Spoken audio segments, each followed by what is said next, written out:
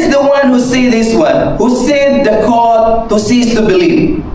His name was Thomas Fuller. In 1608 to 1661, he was an English clergyman and historian. While open used to mean you need visual proof to accept something that actually seeing, or you have that perfect, or you can see the perfect evidence. And now, in the Bible, that's what we read today. It is disputed by our Lord Jesus Christ. It is disputed that according to Jesus Christ to Thomas, when they were there, on that time, He came. Jesus came. Even the door was closed. Just like today, we thought that we are alone. No, Jesus promised us that 2 or 3 that gathered together, He is in our midst.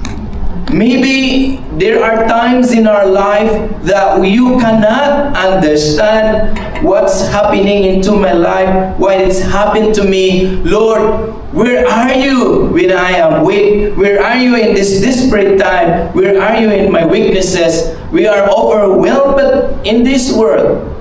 But Jesus will come in to give you the whole answer of your question. That He can only the one who can satisfy, who can answer what you ask, who can heal your broken heart, who can empower you through His power. And then when He came in, Jesus said, peace be with you. Peace be with you. That's what we need in the world today. In our mind, we have doubt, many things that can keep us sad and lonely to what happened in this world, but Jesus brings peace. He is the Prince of Peace. He is the one who resurrected and told His disciple again, there is peace. Peace be with you.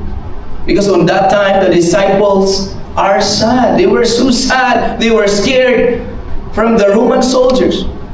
And then in that middle of your pain, middle of your sadness, when you call Christ, and He said, peace be with you, Jeanette. Peace be with you. Peace be with you. That's the word of comfort that will inspire us to continue our journey, to continue our faith in Christ, that the peace will come to us, even sometimes the peace